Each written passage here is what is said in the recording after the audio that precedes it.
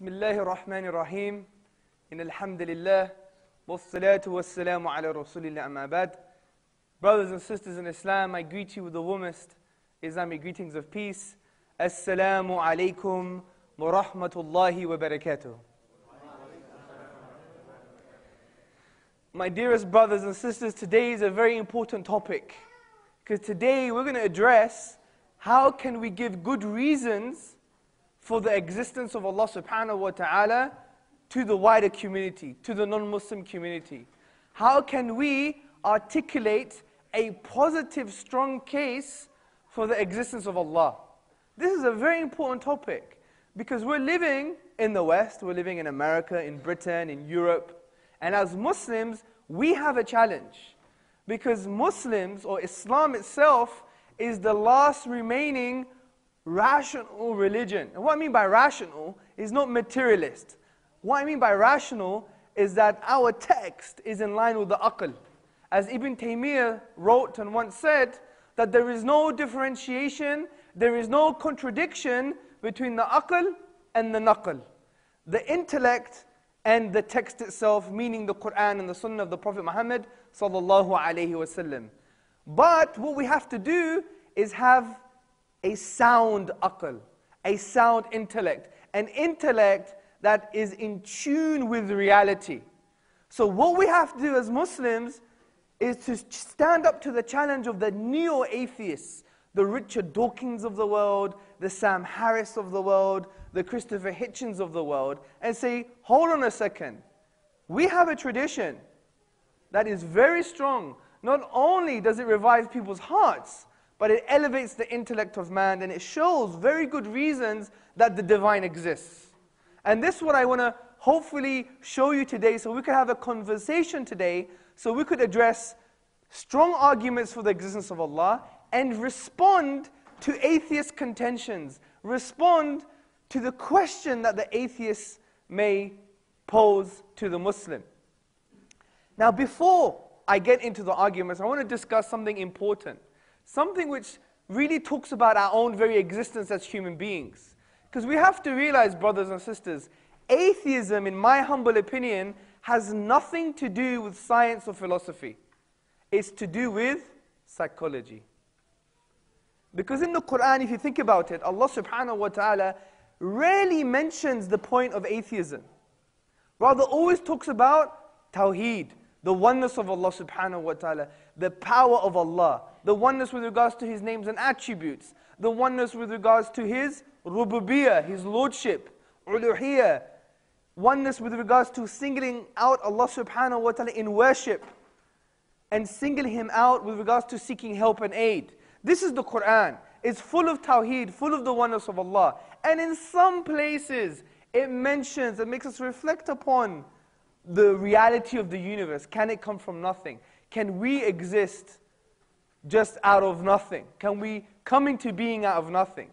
And the reason I think this is the case is because atheism is an issue of the heart. And I want to start something that really relates with regards to the issue of the heart. And I want you to listen very carefully. And think about your own very existence when I talk to you about this. Now, brothers and sisters, without Allah, is there any true value in life? Ultimate value. I'm not talking about subjective value, value that we attribute to our own selves. I'm a nice guy. I want to be an engineer. But I'm talking about the ultimate value for our life. In absence of the divine, in absence of God, in absence of Allah, is the ultimate value. Because think about this. You could spend your whole life trying to be a doctor, or your whole life trying to find the cure to cancer.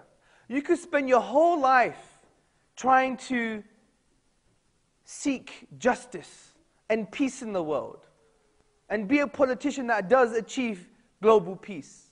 If our lives just end in the grave, we become worm buffet, does it really matter if we existed at all? Think about this. If there is no akhirah, if there is no divine, if there are none of these concepts, does it really matter even if we existed? If I lived my life as a devil, and you lived your life as an angel, Who cares if there's no divine? Who cares if there's no divine accountability? Similarly, without the divine, brothers and sisters, is there any ultimate meaning? Any ultimate purpose? Now you may say, the meaning of my life is I want to become a doctor. The meaning of my life, I want to become an engineer. But this is self-delusion. You're playing with your own life. Because you're saying, I'm attributing meaning and purpose for my own existence, but the underlying meaning and the underlying purpose, the ultimate purpose for your very being, for your very existence, is non-existent. It's just based on a random process, chance. We are a miscarriage of nature. We are the cosmic orphan. Because a human being is left to ask the question, why? We're different from animals because they're driven by their instincts to live their life. However, the human being is a cosmic orphan. This is why the American writer once wrote, being born, the very act of your birth is like being kidnapped and sold into slavery. Because you didn't choose your parents. You chose your parents? Did you choose you being Pakistani? No. Or Bengali or Somali? Did you choose your DNA? Did you choose the very birthplace of your birth? Did you choose the country that you're going to be born into? You didn't choose none of these things, people. You didn't even choose your social biological context. And we say we're free? We're enslaved to these things. So how do we achieve true freedom? Well, we have to understand our context. Are we going to be a slave to social, biological processes? Are we going to be a slave to ourselves? Or are we going to be a slave to Allah? Because enslaving ourselves to Allah subhanahu wa ta'ala is the only thing that will give you true freedom. You may think, I'm free. I can choose to do what I want to do. But having choice doesn't necessitate you are actually free. Because you could be enslaved by your choices. Because your choices are driven by what? Social, biological circumstance and your own desires. So you're always enslaved to something, people. So what gives you the true freedom? The true freedom is by enslaving yourself from Allah, ubudiyah, having a servanthood to Allah subhanahu wa ta'ala, and that removes the shackles from the social biological slavery, from the slavery of context, from the slavery of the system of the world, from the slavery of our own desires. So this is a preamble to our discussion. The topic of atheism is very important because it's about your own existence, your own life. Are you going to be a slave to society? Are you going to be a slave to social biological context? Or are you going to be a slave to yourself? Or are you going to enslave yourself to Allah and free you from these things? Are you going to have ultimate meaning for your life? Are you going to have ultimate value? This is the emotional preamble, the emotional context to our discussion. Because it's important. Because think about it this way.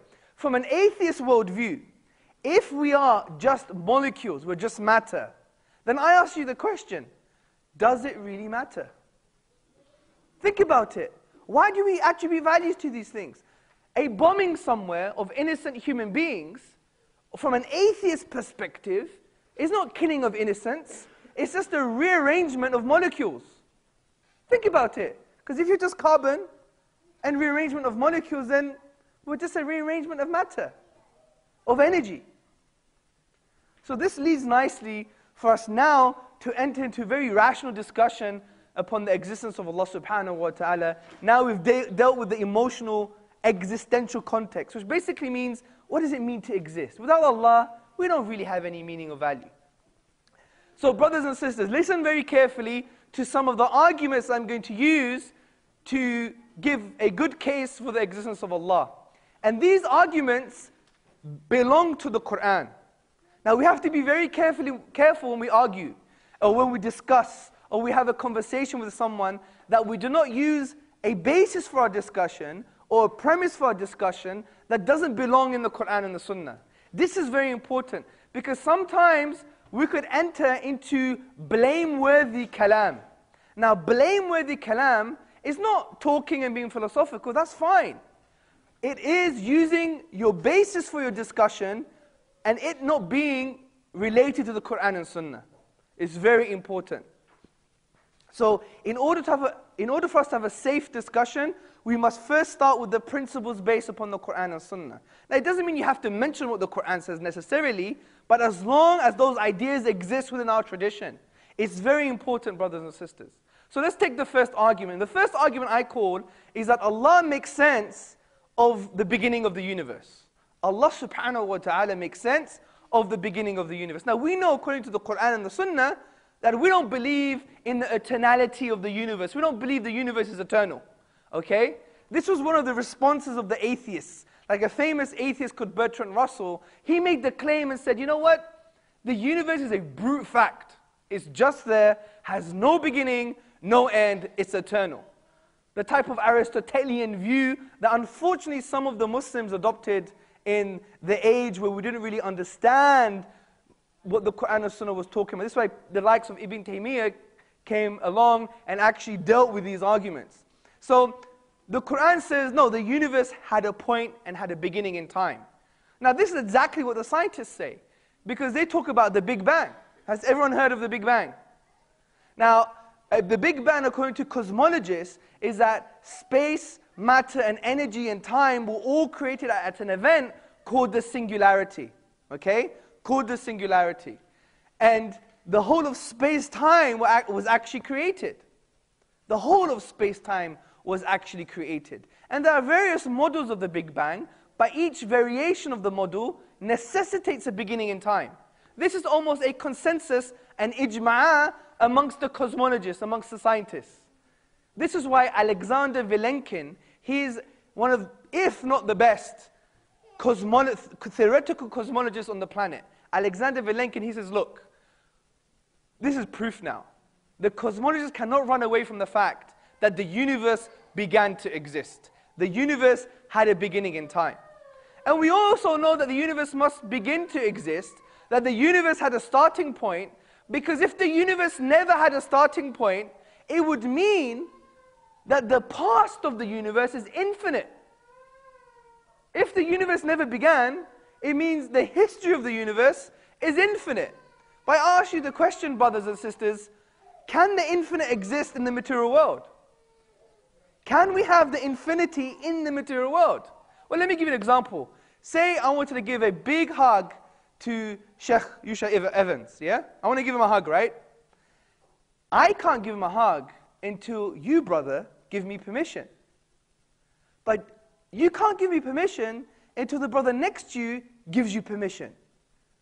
And if that goes on forever, am I ever going to give the Sheikh a hug? Unfortunately for him, no. Yeah? I won't be able to give him a hug. And that's the reality of the infinite. It doesn't exist in the real world. It would lead to contradictions. And this, if we apply it to the history of the universe, it can't be infinite, people. So from these two perspectives, philosophical if you like, and scientific, the universe began to exist. It's well known. Sometimes you don't even have to discuss this, brothers and sisters. Now, if the universe began to exist, think about the possibilities. And these possibilities are the possibilities the Qur'an gives us. The Qur'an talks about the human creation, but if you look at the tafsir, the exegesis, the explanation for these verses, you can apply it to any type of creation, including the whole universe. Now think about this. If the universe began, then it was either created from nothing, it created itself, or it was created. Now let's work together with these brothers and sisters. This is all you need to know. If the universe began, and we know the universe began to exist, it either came from nothing, it created itself, or it was created. Now let's have this discussion. Number one, could the universe come from nothing?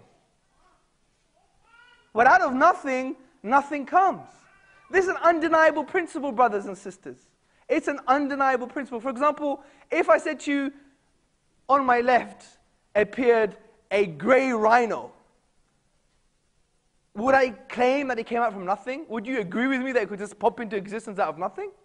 Or if on my right, I had an Eskimo, and he popped into existence out of nothing, would you agree with such a concept?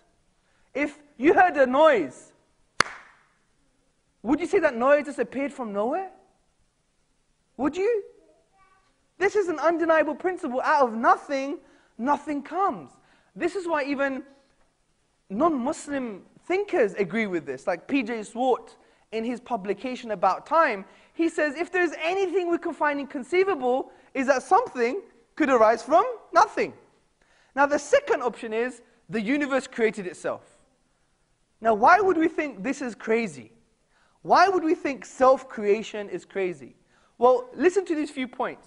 Firstly, for something to self-create, it means it was in existence and not in existence at the same time. Now, can something exist and not exist at the same time?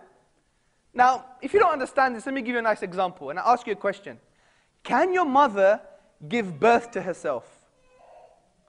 That's what we're saying. For the universe to create itself is like saying your mother gave birth to herself, or you gave birth to your own self. Is that a possibility, brothers and sisters? Exactly no. So we know self-creation is an impossibility. So what's the final option? The final option is that the universe has a creator or a cause. And we know this creator must be all-powerful because it created the whole universe.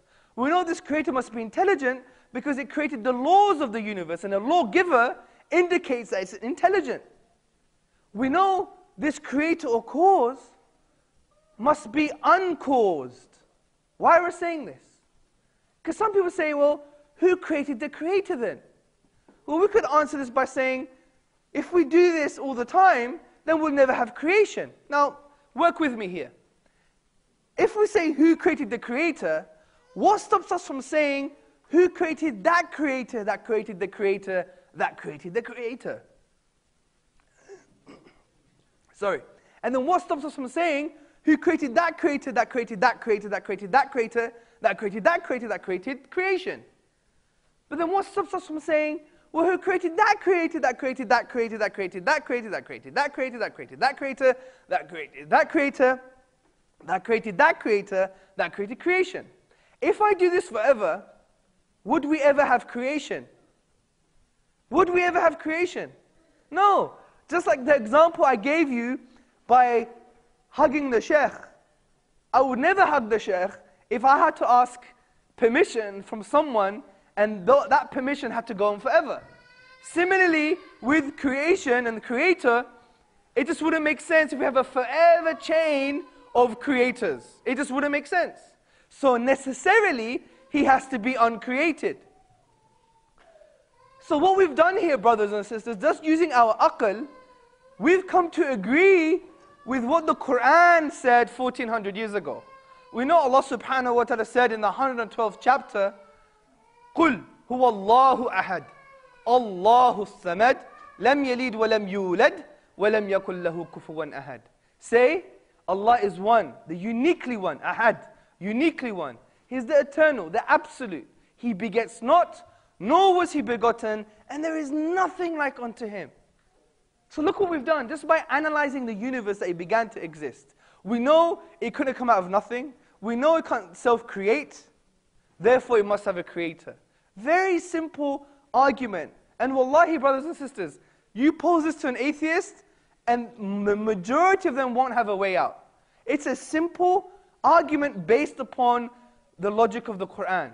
Universe began to exist. It either came from nothing, it created itself, or it had a creator. Absolutely simple. If there are other options, then entertain the options, but there are no other options. So our explanation is the best explanation. Look how simple that is. And you guys could go out into your community and actually discuss this with an atheist. Say, look, we know that the universe began to exist. It's not eternal. If that is the case, it either came from nothing, it created itself, or it has a creator. Isn't this simple in essence, brothers and sisters? So, that's the first argument. Now we have another argument, which is like the design of the universe. Let me give you the simple form. Now, I would like you to imagine something. Come with a journey to me. Say we're on a camel, okay? We're riding on a camel, and we're riding in the vastness of the Sahara Desert. And in the Sahara Desert, we see this. A BlackBerry, or if you like, an iPhone. Yeah? We see an iPhone and a BlackBerry in the middle of the desert, And we scratch our heads and we raise the question, how did it come to be? Now there are some possibilities. The first possibility, it came there by chance. Somehow in the desert the oil came up and it created plastic to form the casing. And the sand melted away to form the glass and the silicon. And somehow, via these random processes, you found your own mobile phone number on the phone, in the phone. That's the first option. The second option, it was put there, or it was designed to be put there. Now, what's the best explanation? That it came via a random process, via chance, which is a high improbability, or it was put there by design? Well, we know the best explanation is design, because the chance hypothesis is not a rational hypothesis. Do you know why? Because these probabilities are so improbable. To use them as an explanation would mean you can't have a conversation anymore. You could say to an atheist, you know what, Mr. Atheist? I don't believe my mother's my mother anymore. I believe that she's a pink elephant, and she was born on Pluto, and she flew here on a Mustang. Now he may say to me, Mr. Zodzis, you're crazy. And I may reply, but there's a chance. That's how silly chance is. These type of improbabilities are so mind-reeling, so crazy, that to use them as a justification for anything just means you can't have a conversation anymore. So the best explanation is design. So if we expand this example of the desert and the mobile phone to the whole universe itself, which is far more complex than a mobile phone, then we have the only one explanation, which is design. Which is design. Now, an atheist response to this, and you can find this in Richard Dawkins' book, The God Delusion, on page 157, 158. He says, you know what? Design is a strong argument, but he said, I have a problem. Well, who designed the designer? Now think about it. He said, who designed the designer? And we could respond to this in two ways. The first way is, even in science, the best explanation doesn't require an explanation. Think about this. If we went onto the moon, and we were digging away, and we found a BlackBerry, some parts of the camera, the microphone, photographs, pottery, arrowheads. What would be the best explanation? The best explanation would be is that there was some kind of civilization. Now, if someone comes along and says, you can't claim such a thing, we don't know what their names are, we don't know where they came from, does that mean our explanation is not the best explanation anymore? Of course it does. But also, if you say who designed the designer, then we could say the same thing. Well, who designed that designer that designed the designer? Then we could say exactly the same thing. Who designed that designer that designed the designer that designed the designer that designed the designer that designed the designer that designed the designer that designed the universe? If we do this forever, are we ever going to have design, the universe itself? No. So to claim who designed the designer is equivalent of saying that there is no universe. So there must be an undesigned designer. So that's the second argument, brothers and sisters. So there's two arguments we've posed here. The first argument is that Allah makes sense of the beginning of the universe. The second argument we've posed is that Allah makes sense of the design of the universe. So we get a very simple example with the mobile phone. Now, I want to give you another argument, which is the Qur'an itself. Because I believe the Qur'an is a proof for the existence of Allah.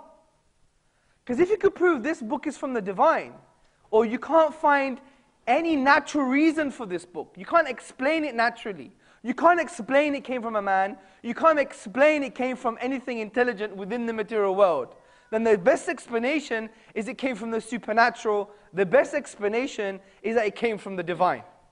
Now let me explain this for you. We know the Qur'an is an intrusive book. It's a very special book, brothers and sisters.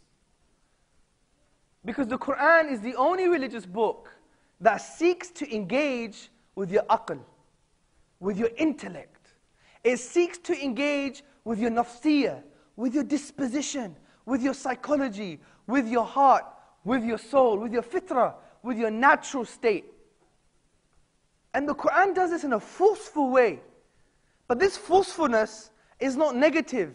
It's very positive. Because it does this and it achieves this by answering profound questions. وَفِي أَنفُسِكُمْ أَفَلَا تُبْصِرُونَ. And within themselves, do they not see? أَوَلَمْ يَتَفَكَّرُوا فِي أَنفُسِهِمْ. Do they not reflect within themselves? أَفَلَا يَنْظُرُونَ إِلَى الْإِبِلِ كَيْفَ خُلِقَتْ. Have you not seen the camel and how it was created? وَكَذَلِكَ نُفَصِّلُ الْآيَاتِ لِقَوْمٍ يَتَفَكَّرُونَ. And thus do we explain our signs and evidences in detail for those who reflect. يَتَفَكَّرُونَ. Coming from the Arabic triliteral stem, the root of Arabic, ثَكَرَى, which we know, according to the classical dictionaries, has a meaning of the thing that you're reflecting upon. Don't do it in a shallow way. The thing that you're reflecting upon, be deep. Understand the implication of what this thing is. What does it mean? So the Qur'an calls for deep thinking. So we see the Qur'an is a book for a thinking human being. It encourages thinking. It really plays with our mind with good questions about man, life, and the universe. And it also gives us things to think about our own self, reflecting within ourselves. Now you may think, wow, amazing book. An atheist might say, that's a very interesting book. It makes you think. It asks questions. It doesn't say, believe just because I said so. It's not based on blind faith. But the Qur'an goes even further than this, brothers and sisters. It goes even further than this. As the Qur'an says in Surah Baqarah, verse 23, وَإِن كُنْتُمْ فِي رَيْبٍ مِمَّا نَزَلْنَا عَلَىٰ عَبْدِنَا فَأْتُوا بِسُورَةٍ مِّن مِثْلِهِ وَادْعُوا شُهَدَاءَكُم مِّن دُونِ اللَّهِ إِن كُنتُمْ صَادِقِينَ. And if you are in doubt, look, the Qur'an is talking to the doubters, the skeptics, the atheists, the humanists, the philosophers, the scientists, the thinkers. Everybody. If you're in doubt about this book that we have revealed to our servant, referring to the Prophet Muhammad sallallahu alaihi wasallam, then bring one chapter like it. One chapter. And call on your witnesses and your supporters besides Allah, if you are truthful. In kuntum sadiqeen. If you're truthful in your claim. And we know the original background to this verse, the explanation, according to the Mufassirun, like we have chains of narration related to Ibn Abbas radiallahu anhu, Qurtubi, Ibn Taymiyyah, Al-Ghazali, Ibn Kathir, Tafsir Jalalain. We have an ijma'ah of the ulama that this verse has something to do with the language of the Qur'an, the uniqueness, the brilliance, the eloquence, the peak of eloquence, the sea of rhetoric of the Qur'an itself. Because we know 1400 years ago, when the Qur'an was revealed, it was revealed upon a people who were the best at expressing themselves in the Arabic tongue. This is why the Orientalists, those people who studied Islam and the Oriental sciences, claimed that the people 1400 years ago were Arabic linguists par excellence, which basically means they were the best. This is why the historian Ibn Rashid, he writes that the socialization of society was built so much that they would celebrate on two things: the birth of a boy and when a poet rose amongst them. A poet rose amongst them. And the Qur'an came down to challenge them and said, if you don't think it's from the divine, then bring something like the Qur'an. And they all failed. This is why Walid ibn al-Mughira, the most famous poet of the time, claimed and exclaimed, by Allah, this is not from a human being. This is what he said. Even swore by Allah. And the reason we know the Qur'an is truly something that cannot be matched. In technical language, it means inimitable. You cannot imitate its language. You cannot imitate its form. The reason for this is because the Qur'an has a unique form. It's not like Shakespeare. Who's heard of Shakespeare? Put your hand up. Okay, also known as Sheikh Zabur. Yeah? So Sheikh Zabur, for example, you may like some of his stuff based on subjective experience. For example, O Romeo, wherefore art thou, O Romeo, deny thy father and deny thy name? In Romeo and Juliet. Or you can make it more Islamic. O Abdullah, deny thy mother, deny thy tribe. Yeah? The point I'm trying to say is that it's not based on how we appreciate the language. The Qur'an is an eloquent book. It is a peak of eloquence. But it's also unique in the mechanics of the language, the form of the language, This is why the Orientalist A.J. Arbery, he said the Qur'an is a unique fusion of poetry and prose. Because the Qur'an cannot be described as poetry, because it doesn't conform to any of the Arabic rhythmical patterns called al-bihar. We also know it cannot be prose, because it's not straightforward speech, and it's not rhyme prose. Rather, it's Qur'an. This is why David J. Stewart, which is the only Orientalist of our modern times discussing the unique form of the Qur'an, says the Qur'an is none of these things, it's unique. This is why it hasn't been matched. Now you may think, I have to know Arabic to appreciate this. I have to know Arabic to know that the Qur'an is a linguistic miracle. No, you don't. And I want you to take this journey with me. I want you guys to put your hand up if you believe that Greece as a country exists. We all believe that Greece exists. I ask you a question. How do you know? Who's been to Greece before? Oh my God, none of you have been to Greece before? But you believe Greece exists? Now you may say, but I've seen it on a map, Hamza.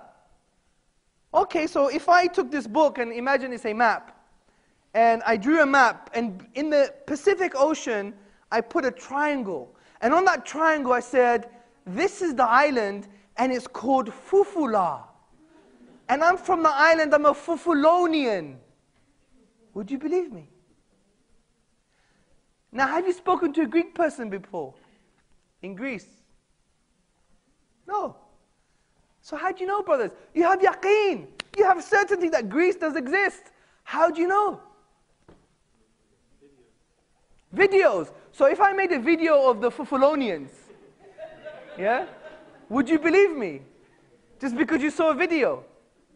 Maybe it's a mass conspiracy, akhi. On YouTube. Even on YouTube, if we did a video on YouTube saying, for example, I'm Chinese. 你很漂亮. 我喜欢英国茶.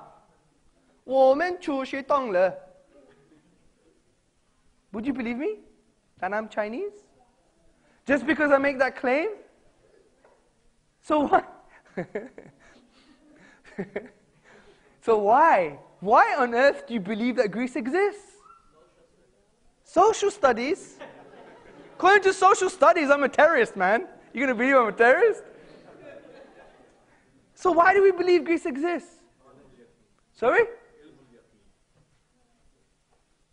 You're close. The uncle was talking about the certain knowledge. But how do we know? Yes. MashaAllah, takbir. You are Sheikh? MashaAllah. Very, very good. The uncle was saying it's tawatur, which basically means it's the science of mutawatir reporting, which is recurrent reporting. It's basically testimony. It's been testified by so many different people at different times and places that never met each other. To claim Greece doesn't exist would be claiming a mass conspiracy. This is why, for example, C.A. Cody in his book Testimony, he raises this issue and says, we don't even truly know that the world is round. But we know we'll be mad if we claim it's flat. Because you've never felt the world before, have you? Or you've seen it on a map, but that's secondary sources. How do you know it's not like a fake globe? Do you see? You may see the mathematics, but you may not even understand it. We agree with it because it's tawatur, it's recurrent reporting, it's mass testimony. Now, what I'm going to do now, brothers and sisters, is for you to reject the Qur'an will be equivalent of rejecting that Greece exists. Because the Qur'an is also